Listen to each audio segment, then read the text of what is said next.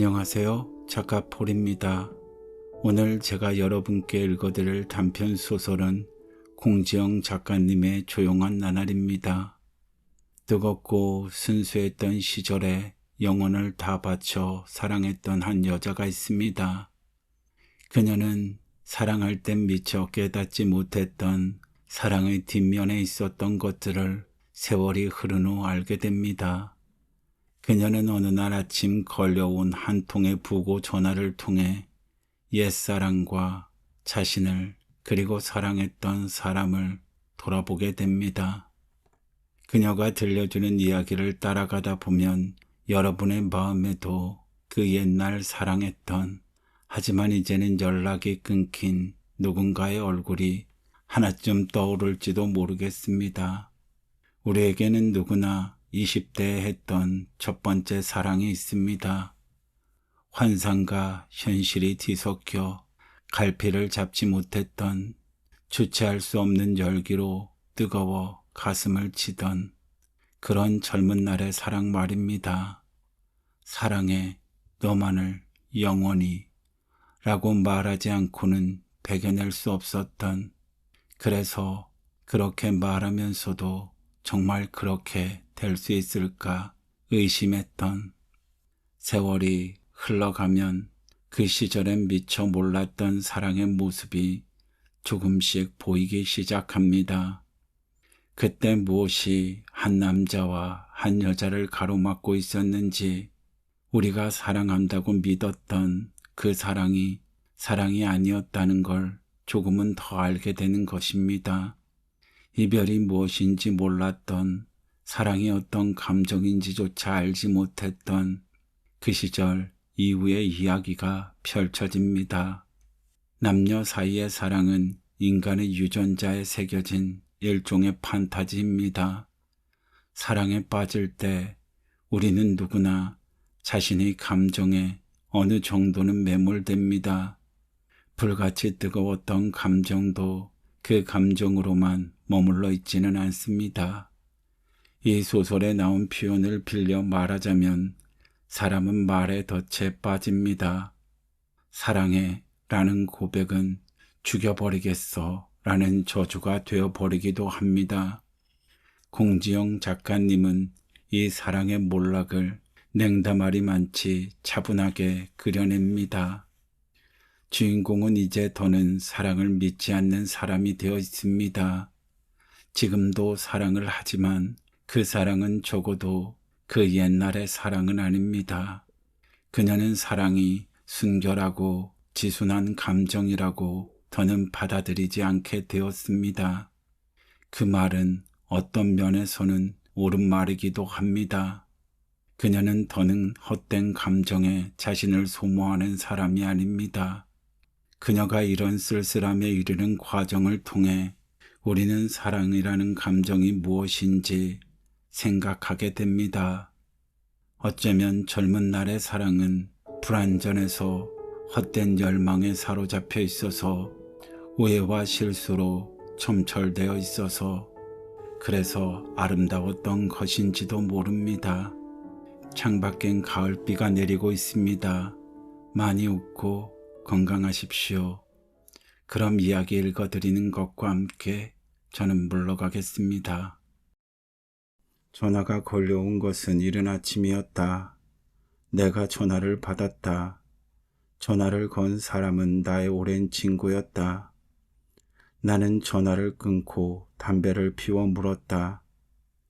내 곁에 누워있던 남편이 어렴풋 잠에서 깨어 나를 안는다. 막막한 그의 가슴에서 그의 냄새가 난다. 아침 햇살이 우리의 창문을 비추고 물방울 무늬 커튼이 살랑거리는 좋은 아침. 그는 나를 사랑한다고 말한다. 나도 사랑한다고 말한다. 우리는 가볍게 키스를 하고 나는 자리에서 일어나 맛보다는 향기가 진한 커피를 끓인다. 헤이즐넛과 블루마운틴 콩을 반씩 넣어 드르륵 소리를 내며 가는 것이다. 나를 따라 일어난 남편이 아침에 어울리는 음악을 틀면 피아노 소리는 나의 거실 구석까지 물방울처럼 퍼져나간다. 그가 나를 위해 준비한 음악은 미켈란젤리가 연주하는 쇼팽의 마주르카이다. 미켈란젤리의 손가락이 커피 포트를 두드리듯 나른한 잠에 빠져있는 나의 뇌세포에 플레음을 뿌려주는 쾌적하고 향기로운 그런 아침이다. 우리는 출근하며 다시 포옹한다. 어떤 때 나는 어린아이처럼 그와 잠깐이라도 헤어지는 것이 아쉬워 눈물까지 글썽인다. 그는 내 뺨을 어루만지고 우리는 가끔 10분도 넘게 그러고 서 있다. 그는 그의 차를 타고 나는 나의 차를 타고 각자의 일터로 간다. 그는 남으로 나는 북으로. 나는 운전하는 내내 그가 보여준 사랑의 눈빛을 앞유리창에 달고 간다. 만일 저 전화를 건 손가락이 신이라면 나는 가벼운 마음으로 요즘 고맙다고 말해줄 수 있으리라. 전화의 주인공은 아침에 나의 잠을 깨운 그 친구였다.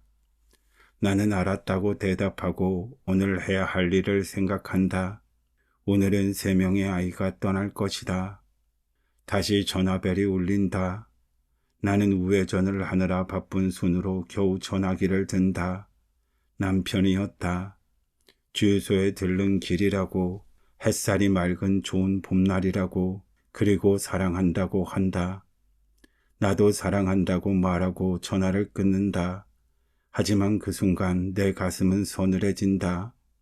이 사랑, 이 가슴이 저밀 것 같던 사랑도 그것이 그의 것이든 나의 것이든 허망함의 뿌리를 두고 있다고 생각한 것이다.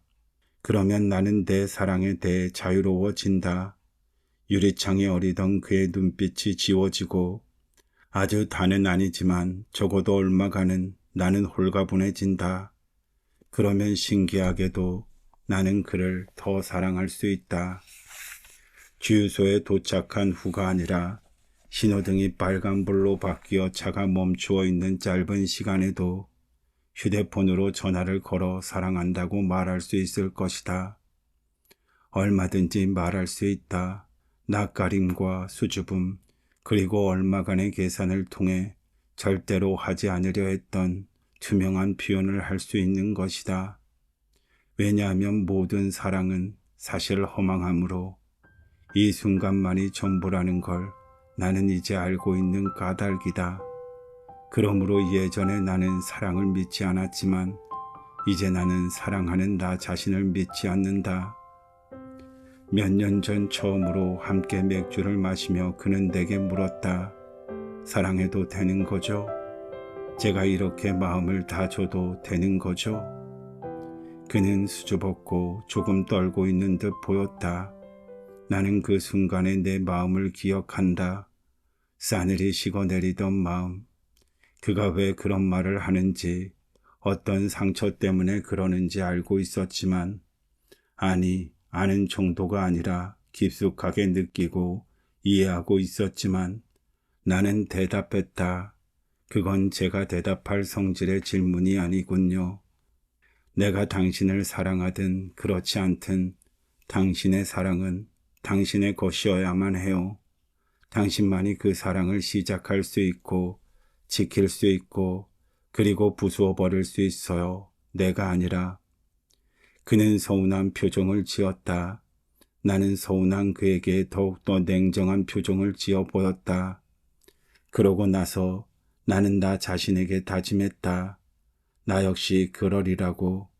그가 나를 사랑하든 그렇지 않든 나 자신의 사랑을 온전히 나 자신의 것으로 가지겠노라고.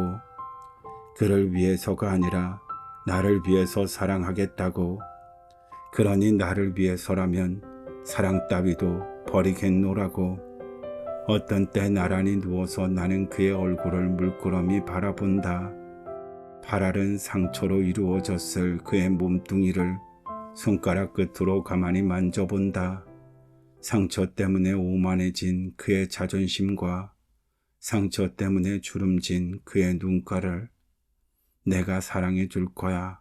당신의 얼굴이 환해질 때까지 내가 사랑해 줄 거야. 생각하다가 나는 소스라친다. 나는 더 이상 내가 누군가를 변화시킬 수 있다는 따위의 생각 같은 건, 더구나 사랑이라는 걸로 누군가를 감동시킬 수 있으리라는 생각 같은 건 안 하기로 하지 않았나 하고, 나는 그러지 않으리라 생각한다. 이 순간이 지나고 1분 후 혹은 30초 후 서로를 애틋하게 어루만지던 그 손가락으로 우리는 서로를 가장 치명적으로 상처 입힐 수 있는 것이다. 확률은 반반이다. 그 확률은 어떤 이성적 예지도 필요로 하지 않는다. 이유는 오직 하나, 사랑하고 있으니까 상처 입히는 것이다. 사랑한다는 것은 상대방에 대해 알게 되는 것이므로 무엇이 그에게 가장 상처 입힐 수 있는지 알게 되는 것이고, 그래서 그런 순간에 언제나 더 사랑한 사람이, 더 많이 드러낸 사람이 더 상처 입는다. 나는 다시는 그런 끔찍함 속으로 나 자신을 빠져들게 하고 싶지 않았다. 그런 일이 닥친다면 나는 다시는 회복할 수 없을 것이다. 몇 번 그런 순간들을 지나왔기 때문에 더더욱 나는 이제 할 수 없는 것이다. 그래서 잠자리에 누웠을 때 내 가슴 언저리를 쓰다듬는 그의 손가락을 나는 냉정히 떼어낸다. 하지만 내가 냉정하기만 한 것은 아니다. 생에 지불해야 할 수업료를 톡톡히 치르고 나는 이제 어느 정도 자신의 감정을 조절할 줄 알게 되었다. 더 많이 사랑하지 않는다고 해서 사랑하지 않는 것은 아니라는 것을 알게 된 것이다. 대체 누가 나에게 그렇게 상처를 입혔을까? 라고 가끔 나의 친구는 묻는다. 대체 누가? 처음에는 엄마가, 그리고 아버지가, 그리고 언니와 오빠. 아기였을 무렵에 나는 이 세상에 내던져진 3.4kg의 이 세상의 어떤 성분보다도 부드러운 연한 살덩이였을 뿐이니 어떻게 상처 입지 않을 수 있었을까? 많이 삶고 많이 빨아서 부드르르해진 기저귀까지도 내 연한 엉덩이를 짓무르게 했을 텐데, 그러나 그 이후에는 상처가 상처를 입혔다. 나 자신이 나에게 상처 입힌 것이다. 누구도 나에게 상처 입히지 않았다. 다만 내가 나를 못살게 굴고 내가 나를 찌르고 핥히었을 뿐, 행복도 불행도 그래 모두 나의 것이었다. 하지만 이 말은 그 이전에 마치 태초에 말씀이 있었듯이 원인자들이 존재했다는 것을 의미하는 한에서 그렇다. 나는 지금 그 원인자들에 대해서가 아니라 나 자신에 대해 말하고 있으므로 내가 스스로에게 상처 입혔다는 말은 그에 한해서만 유효하다. 나는 천주교 신자였고 한때 미사 시간 가슴을 치며 내 탓이오라고 말하며 가슴이 메어온 적도 있었지만 적어도 모두가 내 탓이라고 생각하지는 않는다. 왜냐하면 내 탓이라고 말해야 할 그들은 절대로 내 탓이라고 말하지 않기 때문이다. 물론 그렇다고 해서 거기에 내 탓이 없는 것은 아니다. 이제는 오래된 어떤 풍경이 있다. 바닷가 여간 나는 남자와 단둘이 방바닥에 동그만이 놓인 캔맥주를 마시며 앉아있다. 나는 남자와 손 한번 잡아보지 않은 거짓말 같은 26이었다. 그때 그 여간방, 아마 방바닥에는 캔맥주가 있고 봉지째로 놓인 새우깡도 있었을 것이다. 가난한 시골 출신으로 어렵게 대학을 졸업한 남자는 벽에 등을 기댄 채로 물끄러미 나를 바라보고 나는 새우깡을 집어 오도독 오도독 씻고 있다. 아니, 내가 왜 지금 이런 이야기를 꺼내는 것일까?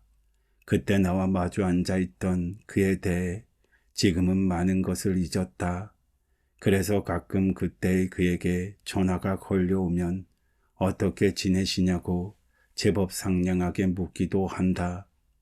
설사 그가 오늘 죽었다는 소식을 듣는다 해도 조금의 동요나 표정의 변화는 없을 것이다. 그런데 나는 지금 하필이면 그 이야기를 꺼내는 것이다. 내게 처음으로 사랑과 증오를 가르쳐 준 건 그때의 그였다. 사랑이 증오로 변할 때 사랑이 미움보다 강하다는 건 새빨간 거짓말이라는 걸 깨닫게 해준 것도 그때의 그였다. 그 여간방에서 그때의 그가 내게 물었다. 사랑하느냐고. 한 달을 만나고 3년을 옥바라지했던 당신을 떠난 처음에 그보다 더 나를 사랑하고 있느냐고. 그리고 그 순간 이후 나는 그날 밤 창밖에서 울부짖던 그 바다처럼 이제까지 고요할 수 없었다. 벌써 10년도 더 지난 일인데 그런데 말이다. 그날 이후로 내 인생의 폭풍우는 10년 동안 멎지 않았다. 그랬던 것 같다는 생각이 든다. 어쩌면 그 모든 것이 운명이었을까? 만일 그렇다면 이 모든 생이 너무 쉬운 일이었는지도 모른다. 하지만 그 모든 것이 전적으로 운명이었다고 한들 간단한 일은 아니었다. 이 모든 것을 알고 다시 한번 그 시절을 산데도 그렇다. 23살 때 데이트라는 걸 처음 시작해 본 이후 나는 두 남자를 사랑했더랬는데 그들은 모두 자신을 떠난 한 여자를 가지고 있었다. 처음에 그도 그랬고 그때의 그 역시 그랬다.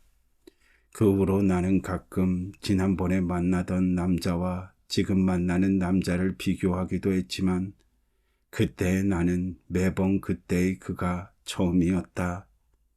나는 그때의 그와 첫 키스를 했고 그때의 그와 첫 포옹을 해보았다. 그런 그를 따라서 바닷가로 여행을 가는 일은 26해 내내 순결 교육을 받아온 내게는 인생의 한 노트에 기록해도 될 만큼 의미가 있었다.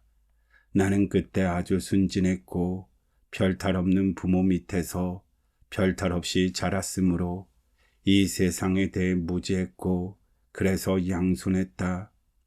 그때의 그는 물었다. 나를 사랑하느냐고. 나는 발그스레한 얼굴로 그렇다고 대답했다. 어떻게든 그때의 그에게 잘 보이고 싶어서 아마도 연하게 미소를 지었을 것이다. 마음을 순하게 표현해버린 게 부끄러워서 새우깡을 오도독 씹고 있었는지도 모른다. 가끔 말은 말 자체의 덫에 걸린다. 대개는 개념어보다 감정어가 명사보다는 형용사가 그렇다. 형용사나 감정어에는 각기 다른 개인의 역사가 담겨 있기 때문이다. 그것들은 이런저런 기억에 의해 대개는 왜곡되고 과장된다. 서로 미묘하게 차이나는 나름의 내용을 간직하게 되는 것이다. 남자들은 여자가 예쁘게 보이는 날 멋있다고 말하고 여자들은 남자가 좋아 보이는 날 예쁘다고 표현한다. 각기 제 생각들을 하는 것이다. 그래서 그 말뜻은 본래의 의도로 투명하게 전달되지 않는다. 속세의 삶에서는 산이 산이고 물이 그저 물일 수 없는 것이다. 그날 그가 물었다.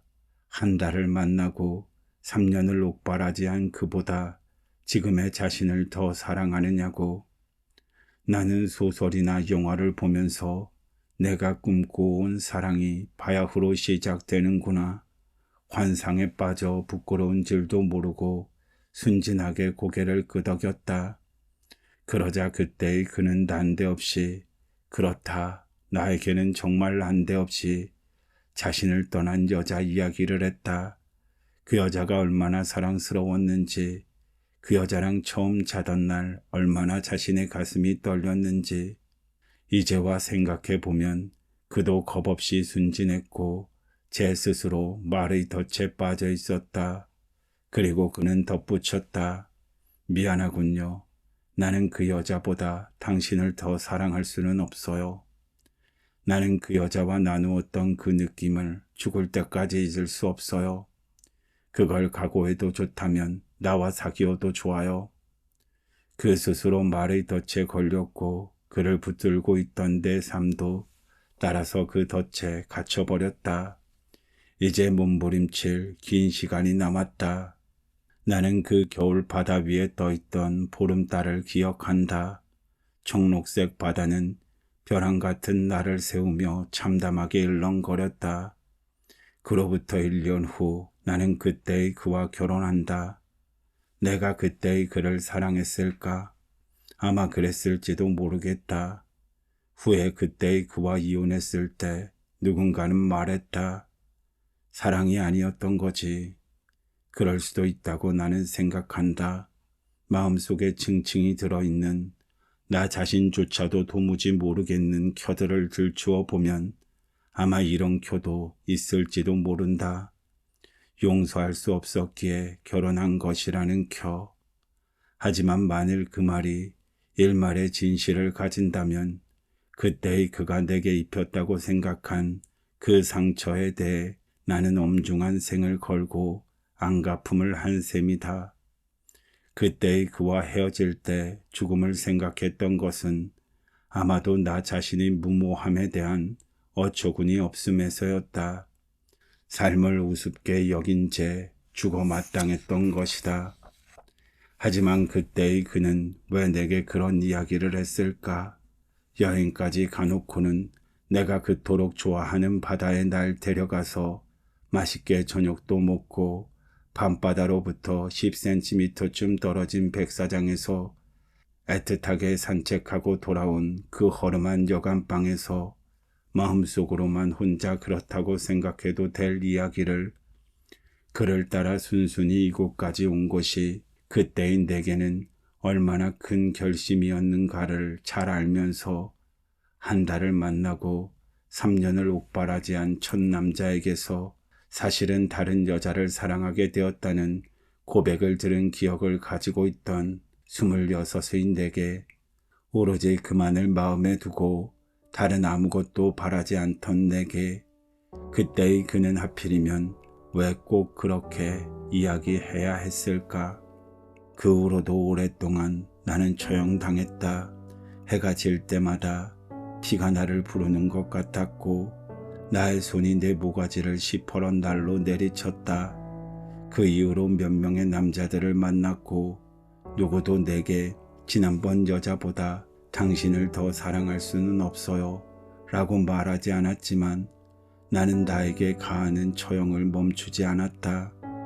나는 나 자신을 처형시키고 있었는데 언제나 나를 사랑한 남자들이 긴 모가지를 늘어뜨리며 피를 흘렸다. 그래도 나는 더 이상 가슴 아프지 않았다. 그날 이후 때로는 온몸에 시퍼런 멍이 들도록 매를 맞기도 했고 거친 욕설을 듣고 모멸감에 밤을 새우기도 했으며 그때의 그가 벌인 사업이 망해서 빚더미에 올라앉기도 했고 그 채무자들이 나를 죽인다고 협박하기도 했지만 가슴은 아프지 않았던 것과 같이 없었던 일로 한다. 그리고 그 사실 자체를 잊어버린다. 그리하여 그가 나에게 가한 모든 상처는 없는 일이다. 중학교 1학년 때였던가 영세를 받기 위해 저녁을 먹은 다음 성경책을 끼고 교리반에 다니는 모범생이었던 그때 용서라는 말에 대해 머리 희끗한 마르가리타 수녀님은 설명해 주었다. 용서, 그건 내게는 아주 쉬운 일이었다. 나는 잘 돌아지지도 않고 한 가지 문제에 골몰해서 오래 어떤 사람을 괴롭히지도 않았다. 뭐?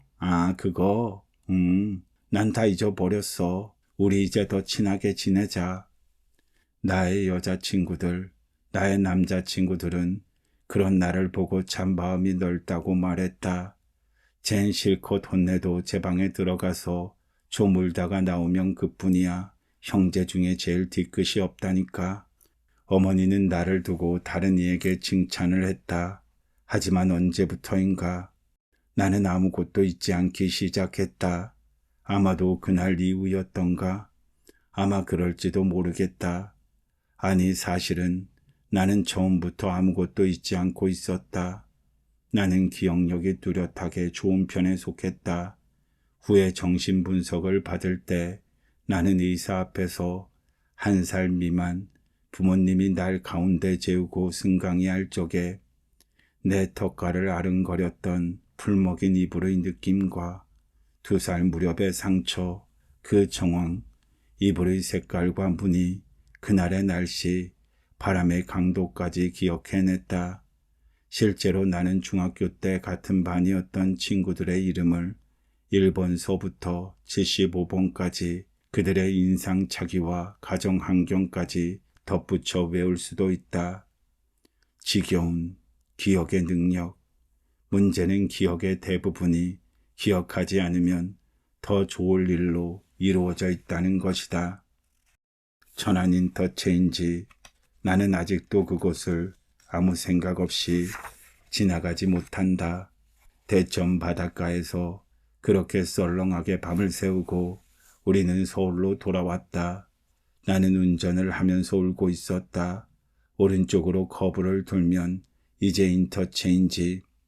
나는 길가에 차를 세우고 비상등을 켜는 것도 잊은 채 2손으로 얼굴을 가리고 울었다. 구색을 맞추느라 비까지 내리고 있었다. 그때의 그는 이제 나에 대해서 버럭버럭 짜증이 나는 눈치였다. 나는 그렇게 30분쯤 울고 그때의 그는 나를 버려두고 차에서 내려버렸다. 우산도 없이 그는 어떻게 서울로 돌아왔을까? 남자와 떠난 내 첫 여행은 그렇게 끝이 났다. 그리고 1년쯤 후 나는 그와 결혼한다. 그는 여전히 친절하지 않았다. 내가 그때의 그를 사랑했을까? 아마 그랬는지도 모르겠다. 그 후로도 오랫동안 나는 자주 울었고 그 후로도 오랫동안 그는 나를 버려두고 혼자 사라져 버렸다. 내가 할 수 있는 일이라곤 거칠게 닫히는 문소리를 들으며 우는 일뿐이었다. 혼자서. 우리는 3년 동안 내내 그날에서 한 발자국도 벗어나지 않았다. 하지만 지금 와서 생각해보면 나는 26이었고 날마다는 아니더라도 한 번쯤은 그 마음이 온전히 내게로 왔으면 하는 바람을 가졌더랬다. 그렇게 서걱거리고 그렇게 멀고 그렇게 가없는 것 같은 집착. 우리의 결혼이 끝나던 마지막 순간 그는 그때까지는 날 사랑한 것 같았지만 그날 이후로는 나의 태도 때문에 더 이상 날 사랑할 수 없었다고 고백했다. 그러면 결혼까지 갔던 것은 내가 가진 돈 때문이었느냐고 나는 물었다. 그는 대답하지 않았다. 나는 이해했다. 만일 그 일이 지금 일어난다면, 만일 그 말을 지금 듣는다면 나는 택하리라. 그와 헤어지거나 절대로 울지 않고 사람의 마음이라는 게 원래 마음대로 되는 일이 아니라는 걸 인정하고 아니면 누구도 누구를 온전히 사랑할 수 없다는 것을 알고 다는 아니더라도 그래 다 잊지는 못하더라도 얼마쯤은 잊고 덮어두고 살며 가끔씩 상냥하기도 할 것이다. 그도 나도 운이 나빴다. 우리는 너무 일찍 겁없이 순진한 순간에 만나서 해서는 안 될 소꿉장난을 해버린 것이다. 몸만 커버린 반푼이 어른인 채로. 그래서 우리들은 커다란 장롱과 커다란 그릇, 커다란 집, 그리고 돌아오지 않을 소중한 생의 어떤 시기를 박살내버린 것이다. 그리고 몇 년이 지난 후 나는 우연히 미세의 시를 읽는다. 이 세상에서 내게 남겨진 유일한 진실은 내가 가끔 울었다는 사실뿐이다. 이 사람 미세는 알고 있었던 것이다. 대부분의 사람들은 가끔 운다는 것을, 그리고 그것을 삶이라고 부른다는 것을. 나는 지금 36이다. 돌아보면 행복했던 시간보다는 안 그랬던 시간을 더 많이 가지고 있는. 그러나 그건 역시 모두 지난 일일 뿐 고통의 기억은 더 오래 느껴지는 법이니까. 나는 적어도 굶지 않고 등록금이 밀리지도 않고 학교를 마쳤으며 지금의 나는 집과 자동차와 그리고 직업까지 가지고 있다. 나는 바쁜 일과를 시작한다. 2명의 아이를 공항에 보내는 일은 김 실장이 알아서 할 일이고 나는 한 부모를 만난다. 그들은 이미 2 사내 아이의 부모였고 이번에는 예쁜 여자아이를 원한다. 남자는 지방 대학의 교수였고 여자는 서울에서 유치원을 경영하고 있었다. 둘 다 40대 초반이었다. 심사는 끝난 뒤였다. 그들은 양부모로서 손색이 없었고 내가 들어섰을 때 그들은 내게 공손했고 얼굴에는 기쁨이 가득해 보였다. 이런 어려운 시기에 남의 아이를 데려다 키우겠다는 결정을 하시다니 훌륭하다고 나는 말한다. 그들은 이 모든 것이 하느님의 은총이라고 한다. 나는 그렇죠. 하나님의 은총이죠. 라고 대꾸한다. 아버지는 내가 어렸을 때인 60년대와 70년대 고아들을 해외로 수출하면서 많은 외화를 벌어들였다. 대통령에게서 표창도 받았고 이 시설을 설립한 아버지의 재산도 늘어났다. 그때 수출한 아이들이 수잔 브링크가 되어 돌아와 TV에서 눈물을 쏟아도 한 번 아버지 수중에 들어온 재산은 조금도 쏟아지지 않고 늘어만 갔다. 그런 아버지 방계 사업인 이 일을 물려받은 지 5년이 지났지만 나는 한 번도 이 시설에 수용된 아이들과 눈을 마주치지 않았다. 업무상 아이들이 있는 방에 갈 때도 그랬다. 이번에도 예전처럼 나는 이 가장을 불러 그들이 아이를 양도해 가는 서류에 사인을 했고 그들에게 돈을 받았다. 아이도 데려가고 돈도 주면서 그들은 나가기 전에 내게 감사하다고 말한다. 나는 미스 정을 불러 커피를 주문하고 담배를 피워 문다. 물면서 그들이 내놓고 간 수표를 물끄러미 바라본다. 외국으로 보내진 2 아이들의 목까지 계산한다면 오늘 수입은 미화 6,000불에 하나 200만 원. 이 불경기에 나쁜 행진은 아니다. 문득 나는 생각한다. 저 부부는 사랑이 더해져서 아이를 입양하는 것일까? 아니면 둘 사이의 위기를 극복하기 위해 아이를 필요로 하는 것일까? 나는 후자 쪽에 패를 던져보다가 부질없다고 생각한다. 오늘은 조용히 쉬고 싶다고 커피를 날라온 정량에게 나는 말한다. 정량은 여고를 졸업한 후 10년이나 여기서 근무한 베테랑이다. 내가 처음 이 일을 맡았을 때부터 얼마 전까지 나는 당신들의 모든 비리를 알고 있어 하는 표정으로 늘 나에게 불친절했지만 이제는 고분고분하다. 이게 다 IMF 덕이다. 일자리를 구하는 여자들은 얼마든지 널려 있는 것이다. 이제 나는 그녀에게 내가 비리를 알고 있다 한들 언제든 넌 해고될 수 있어 하는 표정을 짓고 있을 것이다. 정량은 고분고분 내 방의 팻말을 부재 쪽으로 돌려놓고 나간다. 나는 이제 이 방에 부재한다. 23살의 여자가 있었다. 부르주아인 부모가 싫어서 집을 나온 여자는 교도소 근처의 작은 새방에 살고 있었다. 그의 대학을 졸업했지만 여자는 새벽이면 일어나 신문 배달을 했다. 여자는 저 담장 너머 회색 벽에 갇혀있는 어떤 선배를 사랑한다고 했다. 그가 그녀에게 보낸 편지는 담장 밖의 세상에 대한 그리움으로 가득 차 있었다. 다른 이에게 보내는 편지에는 사상이 가득 차 있었겠지만 그녀에게 보내는 편지는 그랬다. 아침에 담장 밖 구멍가게의 문이 열리는 소리, 자전거 소리, 안악들이 싸우는 소리, 가끔은 소리로만 부두덕거리던 비둘기들이 하늘 높이 날아오르기도 했는데 그는 그때 청각과 시각이 손뼉을 치는 듯한 환희를 느낀다고 썼다. 그러자 그녀에게는 그 동네 구멍가게의 문이 열리는 소리나 자전거가 삐그덕거리는 소리, 안악들이 싸우는 소리가 그를 사랑하는 자기 대신 애를 쓰며 치르는 위문 공연처럼 느껴졌다. 무엇보다 그녀는 비둘기가 고마웠고 그 비둘기를 사랑했다. 그녀는 자주 비둘기 떼와 섞여 담장 위로 날아오르는 꿈을 꾸었다. 그런데 꿈속에서 분명 그는 손바닥만한 창가에 서 있었지만 한 번도 그녀를 보고 있지 않았다. 그리고 3년 후 7년형을 언도받은 그가 교도소 밖으로 나왔다. 그는 아주 바빴다. 여자는 여전히 신문 배달을 하고 꼬마들을 가르쳐서 그에게 용돈을 쥐어주었다. 어느 날 그가 사실은 다른 여자를 사랑하게 되었다고 말했다. 그 여자는 울기만 했다.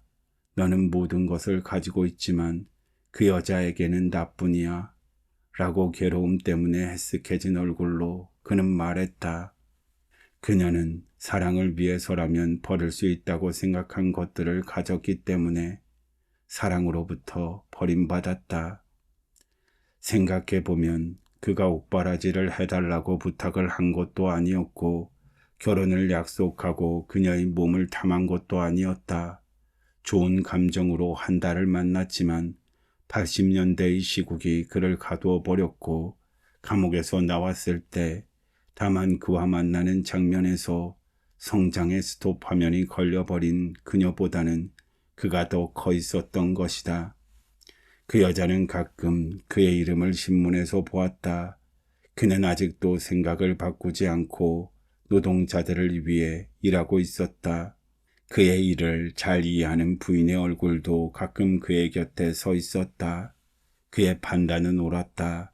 그는 감옥에서 감정의 출구를 찾았던 것이고 그녀는 그를 위하는 것이 아니라 나라를 위하는 길이라고 자신의 사랑이 혹여라도 한가한 사랑 노름이 될까봐 자신의 사랑의 시대적 가치까지 부여하려고 억지를 부린 것이었다.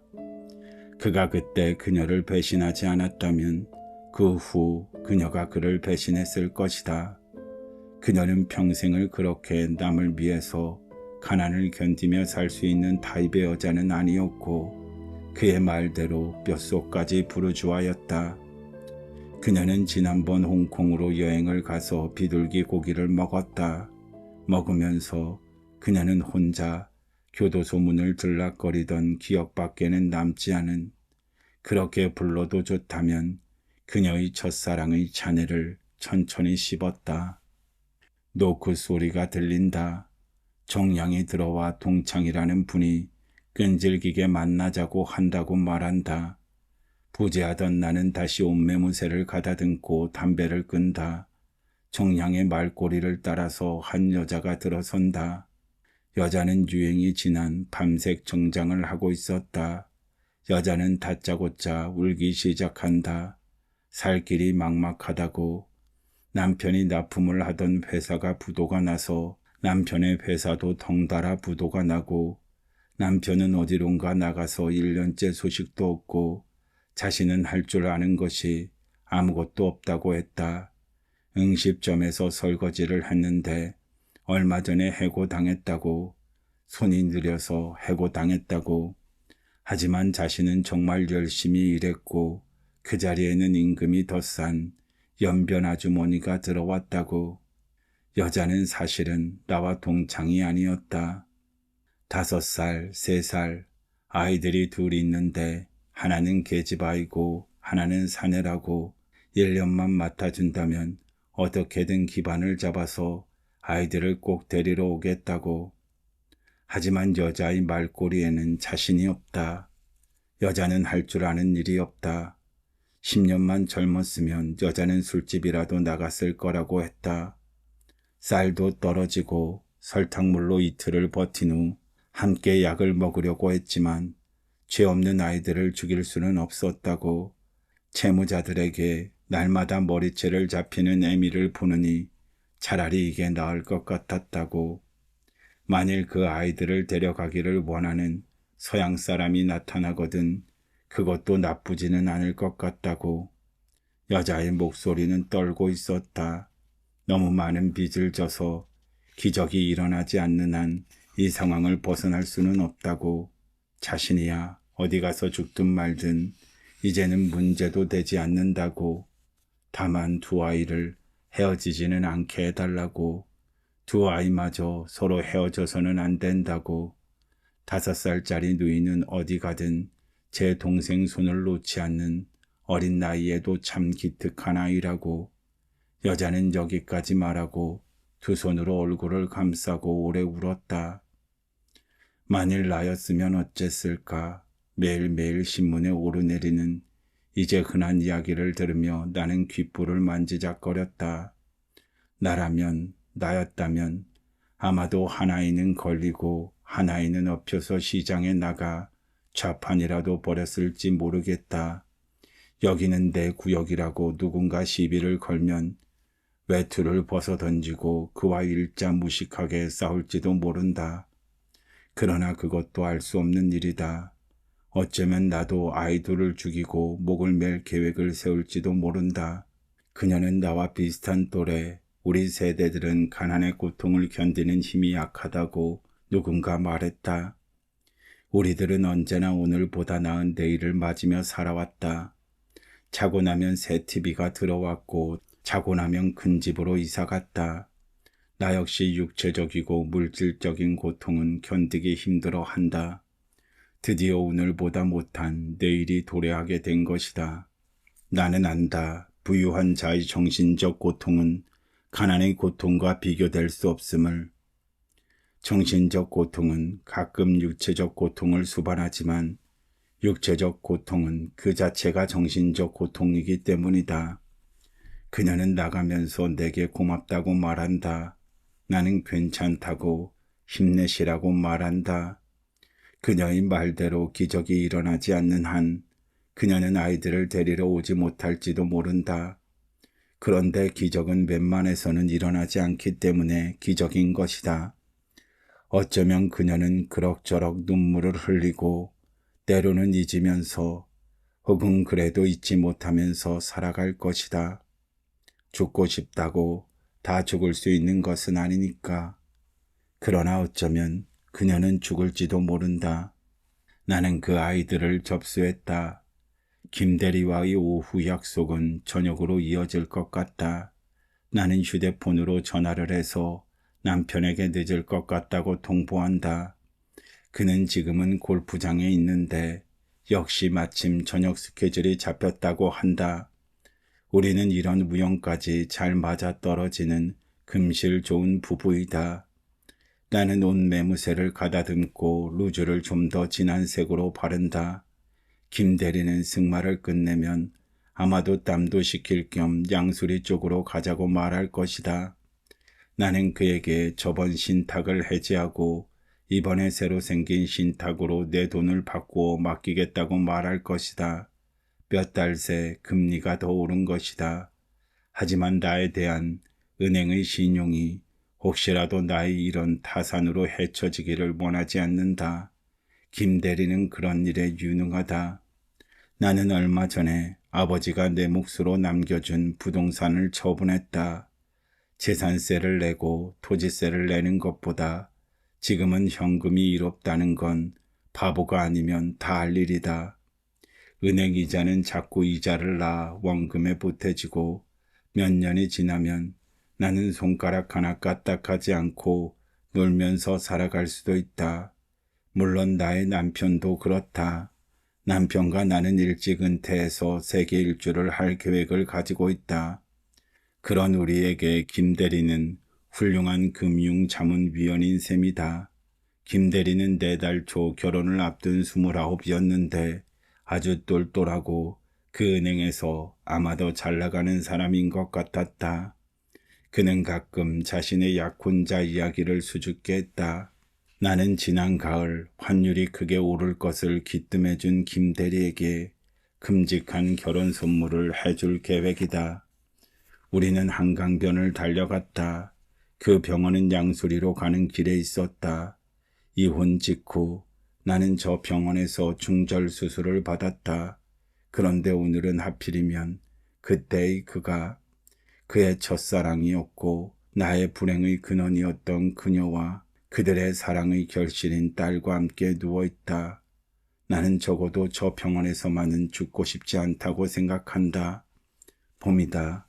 모차르트의 가극 피가로의 결혼 중에서 부드러운 저녁바람 이중창이 차 안을 나른하게 흘러간다. 이혼을 하고 1년 후쯤 그때의 그에게 전화를 건 적이 있었다. 처음에 그때의 그는 결혼 축하 인사를 받느라고 정신이 없어서 나의 목소리를 알아듣지 못했다. 결혼 지참금으로 가져갔던 나의 재산을 다 쏟아붓고도 파산으로 치달은 그의 건설 사업이 조금씩 회복되어 가는 모양이었다.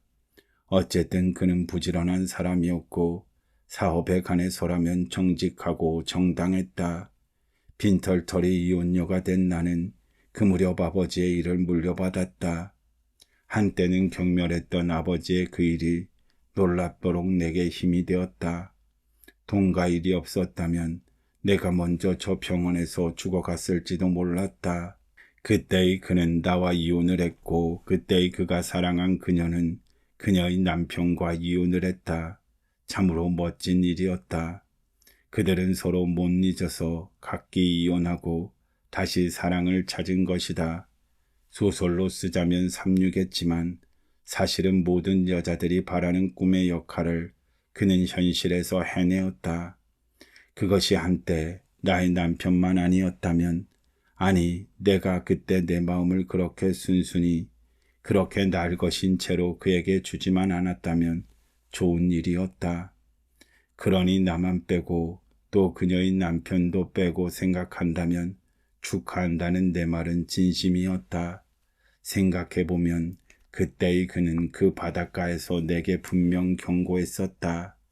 빨간불이 켜진 거리를 미친 듯이 달려갔던 것은 나였다. 내가 사랑하는 사람이 나를 사랑하지 않는다고 해서 화를 내다니 그건 그의 탓이 아니었다. 그저 우린 서로 운이 나빴을 뿐이다. 하지만 죽는다고 모든 것이 다 용서되는 것은 아니다. 다시 휴대폰이 울린다. 아침에 전화를 걸었던 그 친구였다. 마침 그때 김대리가 운전하는 차는 그 병원 옆을 막 통과하고 있었다. 나는 곰곰 생각해 봤는데 역시 가지 않는 편이 좋겠다고 이야기했다. 누가 돌아가셨나 봐요. 김대리가 통화를 끝내는 나를 보고 묻는다. 나는 오늘 새벽 사업에 실패한 젊은 남자가 아내와 1살 배기 딸과 동반 자살을 한 채로 발견되었다는 말을 건네준다. 김대리는 입을 다물고 묵묵하다. 그는 어쩌면 부도를 내고 잠적한 고객의 집에 가서 차압을 결정하고 왔을지도 모른다. 요즘 그런 일 많잖아요. 그는 겨우 말한다.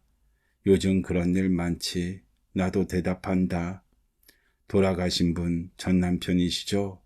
김대리가 묻는다. 나는 담배에 불을 붙이고 길게 그 연기를 내뿜는다. 차는 강변의 휘황한 불빛을 오래도록 달린다. 차가 없어서 요즘은 드라이브 맛이 나고 장사가 안 되는 강변의 모텔에서 우리는 직사 대접을 받는다. 랍스터도 더 좋고 가격까지 약간 내렸다. 오늘따라 강물도 한적하게 흘러간다. 오른 금리를 생각하면 나쁜 나날은 아니다. 우리의 결혼이 대책 없는 파국으로 치달을 즈음 나는 그때의 그에게 소리쳤다. 죽여버리겠어. 언젠가 내가 내 앞에서 천천히 죽어가는 걸 보고 말겠어. 그리고 나는 욕조에 거꾸로 처박혀진다. 내 삶이 영화가 아닌 것이 다행이었다. 필름을 되돌릴 수 있었다면 나는 보게 되리라. 산발을 한 머리칼과 깨어진 병에 찔린 발가락에서 흐르는 피, 졸린 목에 남아있는 검붉은 손가락 자국, 그리고 증오로 생생하게 번뜩이던 눈빛을. 그는 사랑하는 그의 부인과 함께 약을 먹고 천천히 죽어갔을까. 오래도록 열망했지만 결국 생의 어떤 부분도 지우개로 지울 수 없다는 것을 나는 깨닫는다. 생보다 진한 지우개는 이 세상에 존재하지 않는 것이다. 죽음조차도. 식사가 끝나자 나는 옷을 벗고 강물이 베란다 밑에서 찰랑이는 모텔 방에서 김대리와 익숙한 섹스를 했다. 어둠에 잠긴 방은 조용하다. 나는 불도 켜지 않고 어둠 속에 앉아 있다. 남편은 아직 돌아오지 않았다. 그가 돌아오면 그는 내게 사랑한다고 말할 것이고 나 역시 그렇다. 그는 음주운전에 걸리지 않을 정도로 약간의 술을 마셨을 것이고 그의 가방에는 언제나처럼 새로 나온 CD가 몇 장 들어있을 것이다. 오늘 밤에는 존 서먼의 색소폰을 들어보겠어? 아니면 맨델스 존의 곤돌라의 노래는 어때? 역시 앙드레 간용의 조용한 나날이 좋겠지? 올 여름에 베니스를 여행할 때 곤돌라를 함께 탄다면 이 곡이 더 생생하게 들리게 될 거야. 이제 한국 사람들 촌스러운 꼴을 유럽에서 보지 않게 되겠지. 당신 오늘 말은 잘 탔어? 요즘 사람 없으니 한적해서 좋지? 거품을 빼야 해. 오디오 프리앰프 늘 켜져 있는 작은 전구가 눈동자처럼 푸른 빛으로 물끄러미 나를 보고 있다. 나는 어둠 속에 혼자 앉아있다. 베란다 밖 노란 나트륨 등 빛이 희미하게 열린 커튼 사이로 스며든다. 조용한 밤, 푸른 전구는 눈동자처럼 여전히 나를 바라본다. 조용히 눈을 뜨고 바라본다. 언젠가 백색 햇살이 내리꽂히던 교정, 몽령 그늘 아래서 누군가 노래를 불렀었다. 이 세상에 진실은 없네. 이 세상에 정의는 없네. 이 세상에 영원한 것은 없네. 그대 내 앞에 있고 나 그대 앞에 있을 뿐. 하지만 그대조차 멀어지겠지. 지금 아름다워서 그대 내 것이지만 죽음이 온다. 죽음이 온다. 나는 반청으로 웅웅거리는 머리를 견디기 위해 지그시 이를 문다. 소리는 멀어져 가고 아마도 긴 강을 건너며 멀어져 가고 시든 풀잎 위에서 밤이슬 방울들이 쓰러지고 있다. 나의 길고 긴 생도 밤이슬 방울을 따라 모래알처럼 흘러내린다. 푸른 전구. 나는 눈을 내리깐 채 수첩을 꺼내 오늘자 일기를 메모한다. 아무 일도 없었다. 오늘도 조용한 하루였다. 라고. 나는 수첩을 덮고 일어나 커튼을 닫았다.